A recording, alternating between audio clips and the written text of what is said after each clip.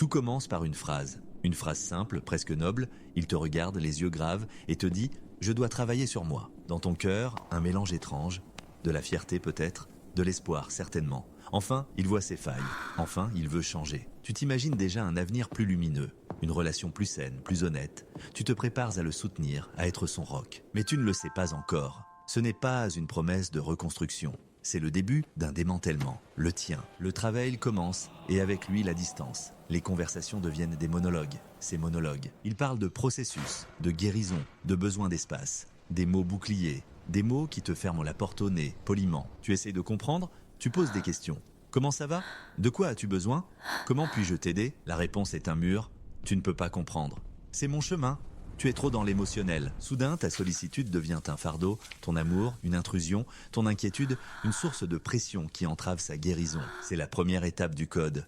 Te transformer de partenaire en problème, d'allié en obstacle. Tu commences à marcher sur des œufs. Chaque mot est pesé, chaque action analysée, la spontanéité meurt, étouffée par la peur de mal faire. Le silence s'installe, ce n'est pas un silence paisible, c'est un silence lourd, plein de non-dits, de reproches fantômes. Pendant ce temps, son travail progresse. Il lit des livres que tu ne comprends pas.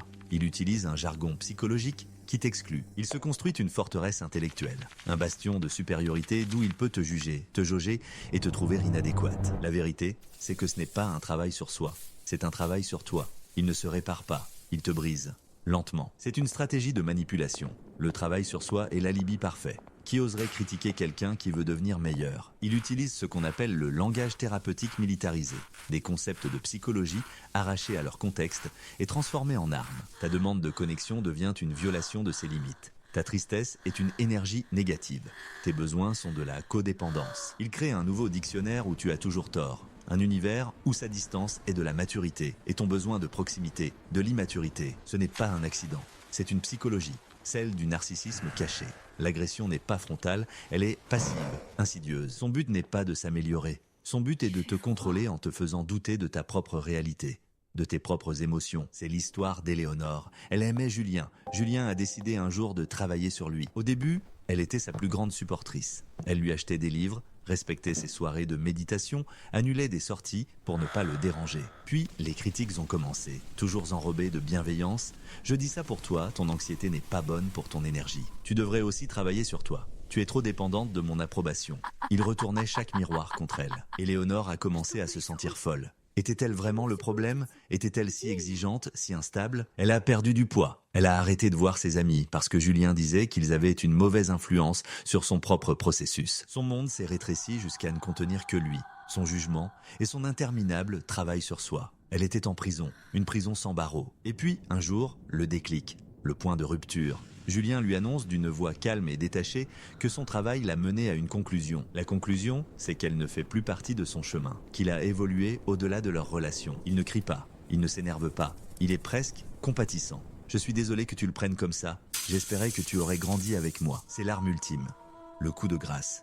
Il ne la quitte pas, il la dépasse, il ne la rejette pas, il transcende la relation. Et c'est là qu'Éléonore a compris. Le code était enfin déchiffré. Le travail sur soi n'avait jamais été une quête de lumière, c'était la fabrication d'une obscurité. Il n'a pas travaillé sur ses failles, il a perfectionné ses armes.